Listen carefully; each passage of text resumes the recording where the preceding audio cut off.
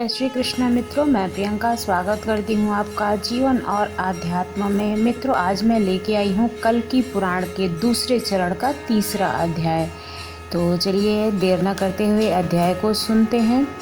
सूत जी बोले, प्रेम के कारण जिसकी वाणी गदगद हो गई थी, ऐसी पद्मा जी उन कल्कि जी को साक्षात विष्णु जानकर लज्जा के कारण सिर झुकाकर उन करुणा के सागर भगवान की स्तुति करने लगी। हे संसार के स्वामी, धर्म के वर्म, रमा पति प्रसन्न हो। हे विशुद्ध आत्मा वाले, मैं आपको पहचान गई हूँ। मैं आपकी शरण में आई हूँ, मेरी रक्षा करो। मैं धन्य हो गई हूँ, मैं पुण्यवती हूँ। तप, दान, जप तथा व्रतादि से आपको संतुष्ट कर कठिनता से आराधना किए जाने योग्य आपके कमल रूपी चरणों को मैंने पा लिया। मुझे आज्ञा दीजिए ताकि मैं आपके सुंदर कमल रूपी चरणों को छूकर घर जाऊं और राजा यानी कि अपने पिता को आप के शुभागमन की बात बता सकूं। इस प्रकार कहकर रूप की खाद पद्मा जी ने अपने घर जाने के लिए भगवान श्री हरि विष्णु के पैर छुए, यानी कि कल्कि भगवान के पैर छुए और अपने पिता के पास जाकर अपने द्वित द्वारा भगवान विष्णु के अंश कल्कि जी के आने की बात बताई। सखी के मुख से पद्मा जी के विवाह करने की इच्छा से श्री भगवान के आने की बात सुनकर राजा व्यग्र हुए। इसके बाद राजा पुरोहित, ब्राह्मण, परिवार के लोगों, मित्रों के साथ पूजा की सामग्री साथ लेकर नाचते गाते व अनेक वाद्य बजाते हुए श्री कल्कि जी को लाने चल दिए। नगरी को झाड़ियों व सोने के महराबदार द्वारों से सजाया गया। फिर राजा वैद्रथ ने तालाब के पास जाकर देखा कि श्री भगवान विष्णु यश के पुत्र, भुवनों के स्वामी भगवान विष्णु मणियों की वेदी पर विराजमान है। घनघोर बादलों के ऊपर जैसे दीप्तमान बिजली, इंद्र धनुष आदि की शोभा पाते हों, इसी प्रकार कृष्ण वर्ण के कल्कि जी के अंग पर आभूषण दमक रहे थे। रूप और सुंदरता की खान कामदेव के उद्यम को नाश करने वाले, अर्थात कामदेव की चेष्टा को समाप्त करने वाले, शरीर पर पीले कपड़े पहने हुए, तेज प्रभा से सुशोभित तथा रूपशील और गुणों की खान भगवान कल्कि को राजा ने अपने सामने देखा और श्री लक्ष्मी जी के स्वामी भगवान कल्कि को देखकर आंसुओं से भरे नेत्रों तथा पुलकित शरीर से उनकी विधि पूर्वक पूजा की। इसके बाद राजा वैद्रथ ने कहा, हे जगदीश्वर, हे जगत के स्वामी, जिस प्रकार मानधाता के पुत्र से वन में यदुनाथ मिले थे, उसी प्रकार आपका आगमन मुझे भी लगा है। यह कहकर राजा ने उनकी पूजा की और उन्हें अपने आश्रम यानी कि राजभवन ले गए। वहां अपने भव्य महल में उन्हें ठहराकर अपनी कन्या उनको दी और कन्यादान किया। कमल के उत्पन्न होने वाले ब्रह्मा जी के आदेश के अनुसार पद्मनाभ कमल नेत्र भगवान कल्कि जी को कमल के पत्ते जैसी सुंदर सुकोमल आँखों वाली पद्मा जी को विधि पूर्वक समर्पित किया।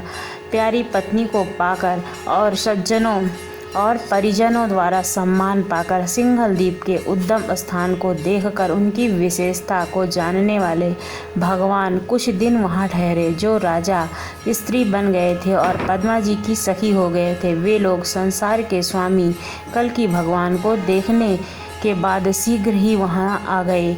वे स्त्रियां भी भगवान कल्कि को देखकर और उनके चरण छूकर तथा उनकी आज्ञा से रेवा नदी के स्नान करने के बाद फिर पुरुष के रूप में प्राप्त हुए और पुरुषोत्त उनको प्राप्त हुआ कि वे फिर से पुरुष के रूप में बन गए।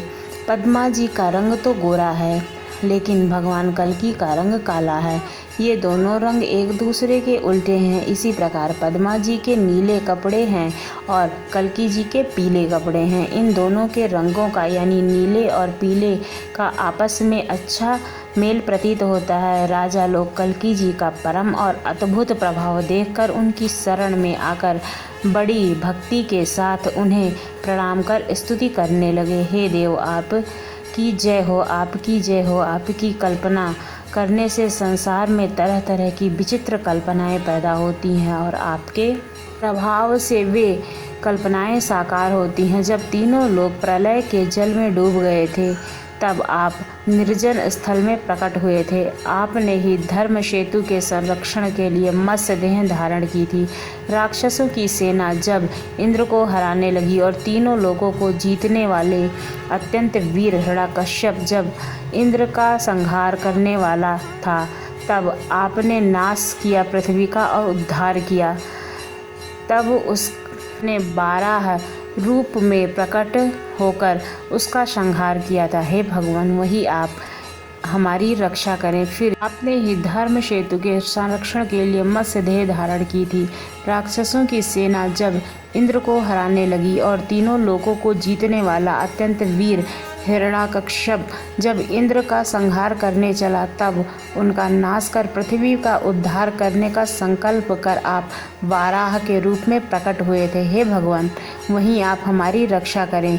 फिर जब देवता और राक्षस मिलकर समुद्र को मथते समय मंदराचल पर्वत का आधार स्थान न पाकर दुखी हुए थे, उस समय आपने उनकी सहायता के लिए संकल्प किया और कूर्मावतार करके अपनी पीठ पर मंदराचल धारण किया। देवताओं को अमृत पिलाने के उद्देश्य से ही आपका कूर्मा अवतार हुआ। हे परमेश्वर, अब आप हम दीनहीन राक्षसों और से हमारी रक्षा करें और राजाओं को प्रसन्न करें। इसके बाद जब महाबलवान और महावीर तीनों लोगों को जीतने वाला हिरण्यकश्यप देवताओं को कष्ट पहुंचाने लगा और देवता लोग जब बहुत डर गए, तब आपने देवताओं की भलाई के लिए उस हिरण्यकश्यप को मार डाला तथा संकल्प किया। देवताओं को ब्रह्मा जी का वर मिला कि वह देवता गंधर्व, किन्नर, नर, नाग और शस्त्र तथा अस्त्र रात में या दिन में,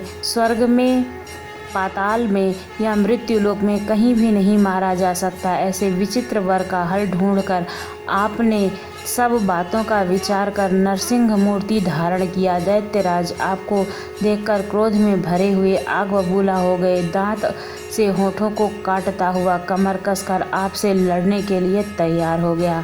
आपने अपने नाखूनों से उसके मर्म की हृदय को फाड़कर उसे यमलोक पहुंचा दिया। उसके बाद तीनों लोगों को जीतने वाले महाराज बलि के यज्ञ में इंद्र के छोटे भाई बनकर आपने वामन का रूप धारण किया और दैत्यराज पर सम्मोह डालकर 3 पग भूमि मांगी। दान करने के लिए जल छोड़ते ही जब आपकी अभिलाषा पूरी हो गई, तब आपने छल से विराट रूप धारण किया। फिर तीनों लोगों को दान करने के फलस्वरूप आप पाताल में बलि के द्वारपाल होकर रहे। इसके बाद जब अत्यंत बलवान पराक्रमी अपने घमंड में चूर, हरण्य आदि राजाओं ने धर्म की मर्यादा को तोड़ा, तब उनका नाश करने के लिए आपने भृगुवंश में श्रेष्ठ परशुराम के रूप में अवतार धारण किया। उस समय आपके पिता के यज्ञ की गाय का अपहरण किया जाने से क्रुद्ध आपने पृथ्वी को 21 बार क्षत्रियों से विहीन किया था। इसके बाद पुलत्स्यवश के श्रेष्ठ विश्रवा मुनि के राक्षस पुत्र रावण के अत्याचार से जब तीनों लोग दुखी हो गए थे और त्राही त्राही करने लगे थे, तब आपने उसका भी नाश किया था। आपने सूर्यवंशी राजा दशरथ के यहाँ राम के रूप में अवतार लिया था। उसके बाद विश्वामित्र से आपने अस्त्र विद्या सीखी। जब रावण ने सीता जी का हरण किया, तब आपने क्रोधित होकर वानरों की सेना इकट्ठा कर रावण का उसके वंश सहित नाश किया था। इसके बाद आपने यदुकुल रूपी समुद्र के लिए चंद्रमा के समान वासुदेव के पुत्र श्री कृष्ण के रूप में अवतार लिया और अनेक राक्षसों यानी दानवों और दैत्यों का नाश, तीनों लोगों को पापों से दूर किया था। इसके कारण सारे देवतागण आपके उस अवतार के रूप में चरण कमलों की सेवा करने लगे। उस समय आपने बालभद्र रूप में भी अवतार लिया था। उसके उपरांत ब्रह्मा के बनाए हुए वैदिक धर्म के यज्ञानुष्ठानों से आई अनेक क्रूरता देखकर प्रपंच से रहित मोक्ष प्राप्त करने का चतुराई भरा उपदेश दिया, परंतु कर्म मार्ग का स्वयं उल्लंघन नहीं किया। इस समय आप कलयुग में होने वाली बुराइयों का नाश करने के लिए, बौद्ध पाखंडियों, मलेच्छों आदि को दंड देने के लिए वैदिक धर्म रूपी सेतु की रक्षा की थी। आपने ही हम सब का अस्तित्व रूपी नरक से उद्धार किया है। तत्पश्चात हम लोग आपकी इस कृपा का वर्णन कैसे करें, अर्थात वर्णन करने में असमर्थ हैं। आपका ब्रह्मा आदि देवता भी आपकी लीला नहीं जान सकते हैं। हम लोग स्त्री दर्शन करने से कामदेव के बाण से पीड़ित हुए और मृग तृष्णा यानी कि जिस प्रकार प्यास से भटकता हुआ हिरन जब गलती से रेत को ही पानी समझकर उसकी ओर भागता है, उसी को मृग तृष्णा कहते हैं। उसी प्रकार से हम दुखी जीव थे। हमारे लिए आपके कमल रूपी चरणों को पाना अत्यंत कठिन था। आप कृपा के सागर हैं, कृपा सिंधु हैं। आप करुणा भाव से एक बार हम पर अपनी कृपा दृष्टि डालकर हमें अर्थ कीजिए और आश्वासन दीजिए। हमारा द्वितीय खंड का तीसरा अध्याय समाप्त होता है और चौथे अध्याय के लिए प्रतीक्षा कीजिए मेरे अगले वीडियो की। आपको ये अध्याय कैसा लगा ज़रूर बताइए। अगर अच्छा लगा हो तो हमारे चैनल को सब्सक्राइब कीजिए।